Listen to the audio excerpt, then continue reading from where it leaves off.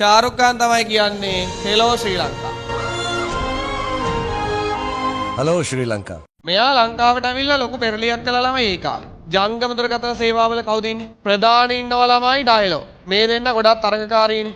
Dialogue සහ මොබිටෙල්. අපි පොඩි කාලේ මේ දෙකම නෑ ලොකුවට මාකට් එකේ. අම්මා හෝ තාත්තා අල්ලගෙන අහන්න ඒ දෙන්න සෙට් වෙලා ඉන්න කාලේ. සෙල්ටෙල්. මෙයාගේ නම්බර් එක ඇවිල්ලා කෝඩ් එක 0.72. ඔයා දන්නේ නැහැ සෙල්ටෙල් නේ? සෙල්ටෙල් තමයි පස්සේ කාලේ ටීගෝ. දන්නවද? නෑ.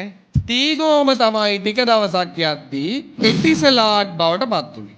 එටිසලාට් තමයි මෑතකදී හත් විසින් ගන්න. දැන් හස්ත කෝඩ් දෙකයි. මේ එටිසලාට් එහෙම ආපු කාලේ ළමයි තිබ්බ ලොකුම ප්‍රශ්නේ තමයි වචනේ කියව ගන්න බෑ. ටික ඇටි කෙහෙල්වන්න. ඔය අල්ල පළල්ලේ මෙයා ටික බිඳ වැටෙද්දී මේ දෙන්න ටික ග්‍රෝ වෙද්දී ඔය අතර මැද්දෙන් ආපු එක්කෙනෙක් තමයි.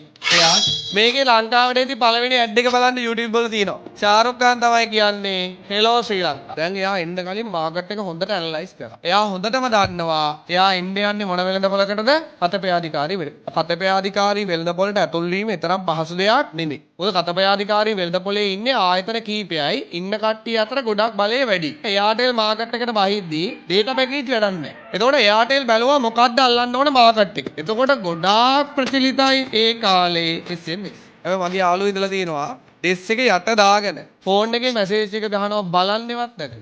ඒ කියන්නේ කීපෑඩ් එක එච්චරට හුරුයි. එයාටෙල් බැලුවා මාකට් එක අල්ලන්න හොඳම ස්ට්‍රැටජි එක තමයි SMS.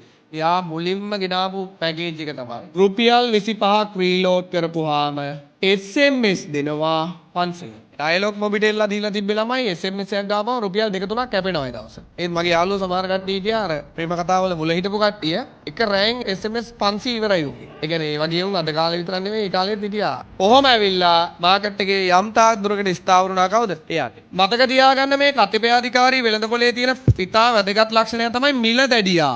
මිලත් එක්ක ඇවිල්ලා තරඟ කරපු එකම එක්කෙනා තමයි කවුද?